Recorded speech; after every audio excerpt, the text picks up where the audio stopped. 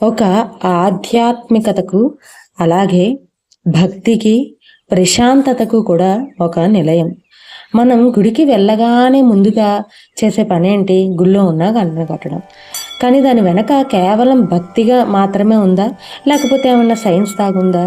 అంటే భక్తితో మాత్రమే గంటను కొడతామా? అసలు ఆ గంటని మోగించినప్పుడు ఏం జరుగుతుంది? ఈ విషయాల గురించి తెలుసుకుందాం. అందరికీ నమస్కారం. పూజా వేదికకు స్వాగతం. మనం గుళ్ళో గంటను చూస్తూ ఉంటాం కదా! ఈ గంటలను కాడ్మియం, సీసం, రాగి ఇలాంటి మెటల్స్ తోటి తయారు చేస్తూ ఉంటారు. మనం ఈ గంటని కొట్టినప్పుడు మనకి ఓంకారం శబ్దం అయితే వినిపిస్తూ ఉంటుంది. ఇలా మనకి ఓంకార శబ్దం వినిపించడం వల్ల ఏమవుతుందంటే, ఈ ఓంకారం మన మెదడులో ఉన్న ఎడమ మరియు కుడి భాగాలను ఏకం చేస్తుంది.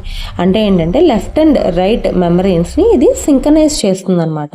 మనం ఎప్పుడైతే గంటని కొడతామో అప్పుడు ఈ గంట నుంచి మనకి తరంగాలు వస్తూ ఉంటాయి, వేవ్స్ వస్తూ ఉంటాయి కదా. ఈ వేవ్స్ ఏం చేస్తాయంటే మెదడులోని 7 హీలింగ్ సెంటర్లను యాక్టివేట్ చేస్తూ ఉంటాయి. ఇలా మనకి మన బాడీలోని చక్రాలన్నిటినీ కూడా ఈ గంట కొట్టినప్పుడు వచ్చే సౌండ్ వేవ్స్ ఏవైతే ఉన్నాయో ఇవి యాక్టివ్ చేయడం వల్ల మనకి చాలా మనసంతా ప్రశాంతంగా అనిపిస్తుంది.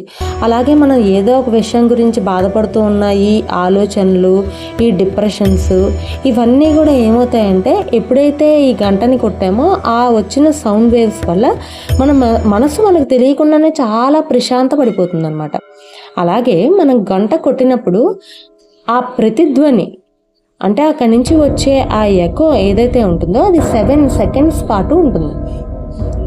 ఈ 7 సెకండ్స్ పాటు ఈ ప్రతిధ్వని ఈ గాల్లో ఉండడం వల్ల అది ఆ చుట్టుపక్కల సరౌండింగ్లో గాలిలో ఉన్న బ్యాక్టీరియాని మొత్తం పోగొడుతుంది అనమాట. అంటే ఈ నెగిటివ్ ఎనర్జీని మొత్తం కూడా అది దూరం చేస్తుంది. దానివల్ల ఏమవుతుంది, చుట్టూత మనం ఎక్కడైతే ఉన్నామో, ఎక్కడైతే ఈ గంటని కొట్టామో ఆ పక్కన అదంతా కూడా పాజిటివ్ ఎన్విరాన్మెంట్ వచ్చేస్తుంది. పాజిటివ్ ఎనర్జీ తోటి మొత్తం నిండిపోయి ఉంటుంది. అందుకని మనకు మనసు అదంతా కూడా చాలా ప్రశాంతంగా అనిపిస్తుంది గుళ్ళో మనం గంట కొట్టినప్పుడు.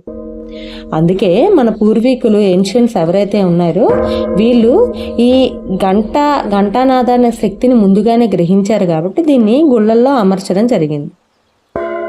ఇప్పుడైతే మనం గంటని ఎందుకు కొట్టాలి అనే విషయాన్ని తెలుసుకున్నాం కదా.